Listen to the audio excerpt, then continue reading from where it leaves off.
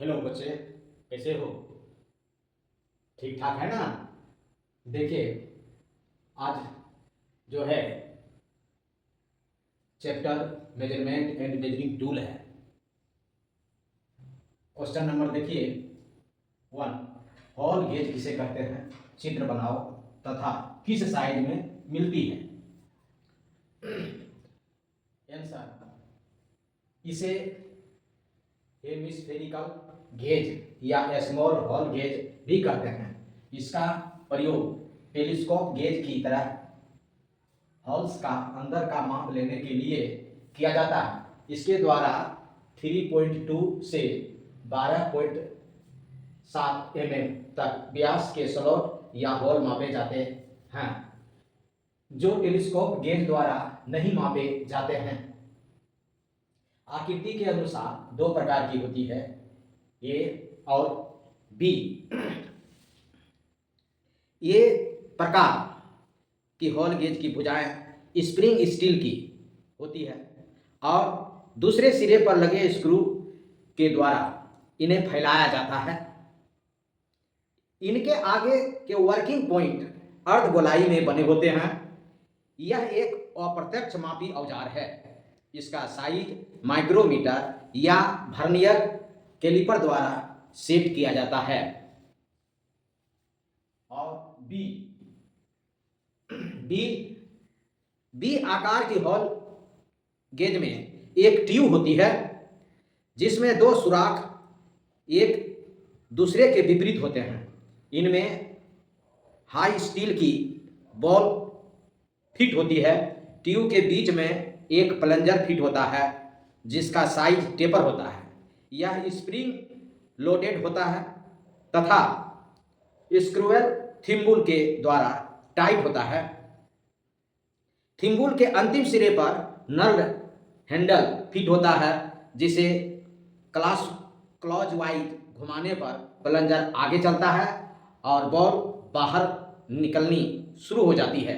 Anti क्लॉजवाइज घुमाने पर plunger पीछे हटता है और बॉल अंदर की तरफ आ जाती है। यह गेज में मिलती है। यह गेज सेट में मिलती है। देखिए आकृति, यही बॉल पेन है और ये स्क्रू हेड है, ये वेज है और हैंडल बॉल रेडियस आर्म ये है।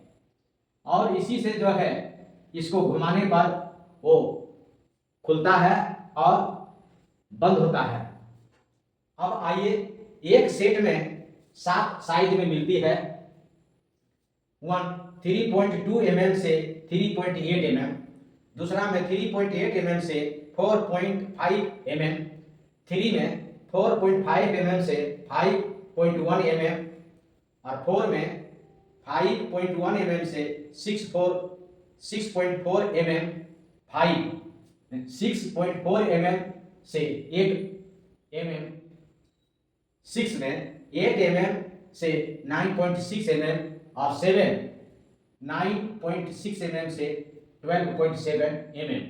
ये 7 सेट में मिलती है।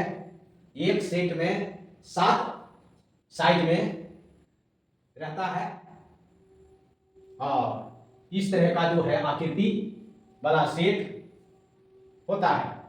अब क्वेश्चन जो है दूसरा देखिए, इंजीनियरिंग स्क्वायर किसे कहते हैं या कितनी प्रकार का होता है? आंसर, इसके द्वारा जॉब की फ्लैटनेस और दो साइड्स द्वारा बना हुआ 90 का कोण मापा जाता है।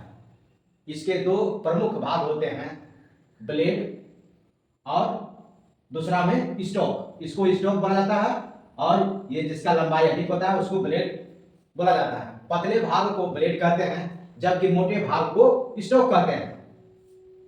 कुछ ब्लेड पर माप अंकित रहते हैं, कुछ पर अंकित रहता है और कुछ पर अंकित नहीं रहता है। इसकी शुद्धता 0.002 mm प्रति 10 mm लंबाई में होती है। कुछ लोग इसे L square comma try square भी कहते हैं। अब देखिए एल स्क्वायर, जबकि तीनों अलग अलग होते हैं, काम तीनों का एक जैसा ही है, पर एल स्क्वायर का ब्लेड और स्टोक पतले और बराबर मोटाई के होते हैं।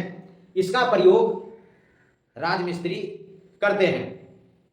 ट्राई स्क्वायर का स्टोक कास्ट आयरन, एल्युमिनियम और हार्ड लकड़ी का होता है तथा ब्लेड स्टील का होता है। इसका प्रयोग कारपेंटर करते हैं। इंजीनियरिंग स्क्वायर इनसे शुद्ध होता है। इसका ब्लेड और स्टोक एक ही धातु के बने होते हैं। कभी कभी इसके ब्लेड के किनारे आगे से बेवेल होते हैं और स्टोक फ्लैट होता है। इंजीनियरिंग स्क्वायर निम्न 3 प्रकार के होते हैं: solid square, adjustable engineering square और तीसरा डायमीटर इंजीनियरिंग स्क्वायर। तो और ग्रेड के अनुसार 3 प्रकार के होते हैं: ग्रेड ए, 2 में ग्रेड बी, 3 में ग्रेड सी।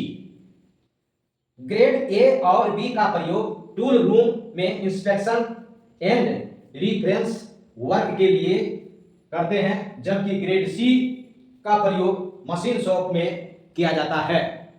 आज का वीडियो यहीं समाप्त किया जाता है। किसी को अधिक दिक्कत है या समझने में दिक्कत है तो उसको मैं पुनः समझा दूंगा। और इस आकृति को जब आप कॉपी बनाइएगा तो फिगर जो है अवश्य बनाना है।